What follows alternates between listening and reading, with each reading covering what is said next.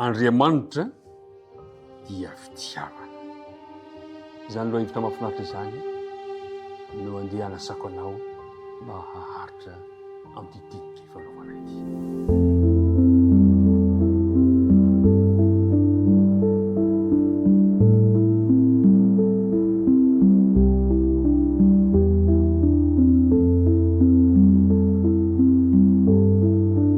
Fifaliana indray no andorana ny arahaba ho antsika tsiraray avy, tafahoana tafaraka isika.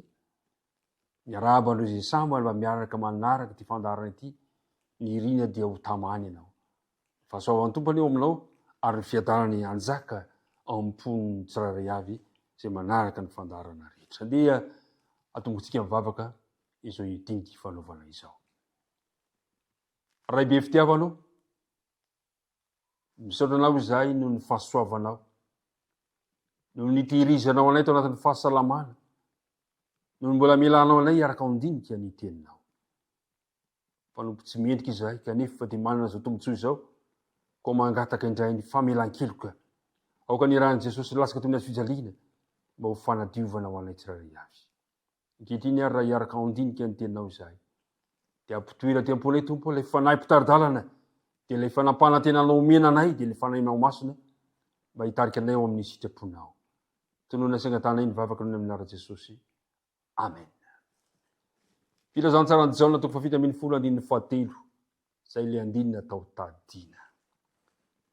Ary izao no fiainana mandrakizay, dia ny mahafantatra anao izay Andriamanitra tokana sady marina sy Jesosy Kristy izay efa nirahinao. Misaotra anao ny amin'ny fiezahanao manatanteraka izany andinina tao tadiana izany. Andriamanitra dia fitiavana. Azo inona fa ny hoe fitiavana no teny fampiasan'ny kristianina indrindra maritana ny toetra n'Andriamanitra, ary marina zany. Ary ny apôstôly Jaona amin'ny filazantsarany Jaona, epistily soratan'i Jaona toko faefatra ka andininy fahavalo, dia milaza an'izany mihitsy izy hoe izay tsy tia sady izay tsy tia dia tsy mahalala an'Andriamanitra, fa Andriamanitra dia fitiavana.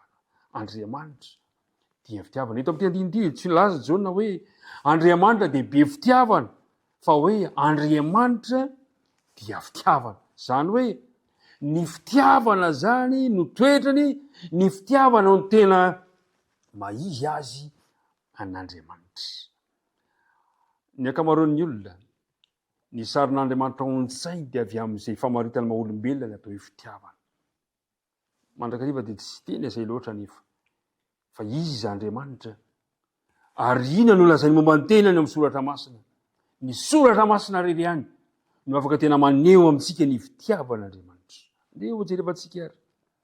Ny epistily voalohany soratan'i Jaona toko faefatra, manomboka amin'ny andininy fahafito ka hatramin'ny andininy sivy ambin'ny folo lava be ilay izy, fa jerentsika tsy moramora eo manomboka amin'ny andininy fahafito. Ry malala, aoka isika hifankaty, fa avy amin'Andriamanitra ny fitiavana, ary izay rehetra tia no nanteraka Andriamanitra sady mahalala n'Andriamanitra. Izay tsy tia dia tsy mba mahalala n'Andriamanitra, fa Andriamanitra dia fitiavana. Izao no nanehoana ny fitiavan'Andriamanitra antsika. Andriamanitra naniraka ny zanany lahy tokana tamin'izao tontolo izao mba havelona antsika amin'ny alalany. Izao ny fitiavana. Tsy nitiavantsika n'Andriamanitra fa nitiavany antsika ka nirahiny ny zanany ho avotra noho ny fahotantsika. Ry malala, raha izany no nitiavan'Andriamanitra antsika, dia mba tokony hifankaty kosa isika. Mpiara-midinika namana, finaritra ny fanambarana nambaran'ny apôstôly Jaona ny amin'izany hoe fitiavan'Andriamanitra izany. Dia ho jerentsika amin'ny andininy fahavalo ambin'ny folo sy ny fahasivy ambin'ny folo. Tsy manatahotra ny fitiavana, fa ny fitiavana tanteraka mandroaka ny tahotra, fa mampahoro ny tahotra, fa izay matahotra dia tsy mbola tanteraka amin'ny fitiavana. Isika tia satria efa tiantsika, satria izy efa tiantsika taloha. Ry mpiara-midinika namana, tiako ny ampahery antsika, tiako ny mba hafaly antsika fa tonga lafatra ny fitiavan'Andriamanitra, feno fahalalana, mifototra tanteraka amin'ny fifandraisana. Izany fitiavan'Andriamanitra izany. Miverimberina amin'ny teny hoe mitoetra mitoetra amin'ny fitiavany, mitoetra zany hoe ao amin'Andriamanitra, tsy misaraka amin'Andriamanitra. Eo amin'ny 9:40 dia zao no voalaza. 9:40 dia hoy izy hoe ary isika efa malala sy mino ny fitiavan'Andriamanitra antsika. Andriamanitra dia fitiavana, ary izay mitoetra amin'ny fitiavana no mitoetra ao amin'Andriamanitra, ary Andriamanitra ao aminy. Haika izany le toetran'Andriamanitra, tian'Andriamanitra mihitsy afindra aty amintsika. Andriamanitra dia Andriamanitra fitiavana. Hoy izy hoe izay mitoetra amin'ny fitiavana no mitoetra ao amin'Andriamanitra. Ary mpiara-midinika namana, Andriamanitra dia fitiavana. Nasehon'Andriamanitra ny faneom-pitiavana lehibe indrindra dia tamin'ny namemezany an' Jesosy sy ilay zanan'ilay tokana, araka ny voalazany filazantsara ny Jaona 3:5-20. Dia haintsika tsara hoe fa toy izao no nitiavan'Andriamanitra izao tontolo izao, nomeny ny zanan'ilay tokana mba tsy ho miery rehetra mino azy, fa hanana fiainana mandrakizay. Maty ho antsika Jesosy, nomena ho antsika Jesosy mba hananantsika fiainana mandrakizay. Ry mpiara-midinika namana, tsy vitany hoe nanototra ny antsana manasaraka antsika fotsiny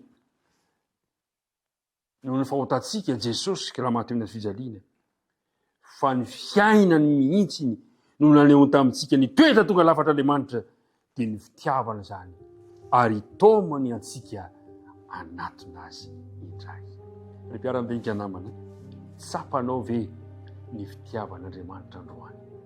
Andeha ary raha tsapanao zany dia andeha zany no hitarika antsika anatin'azy indray amin'ity androany ity. Aza misalasala, aza misalasala, fa andeha anatin'azy ampifaliana isika, satria tianao sy ny ankonanao Andriamanitra, tiantsika rehetra izy.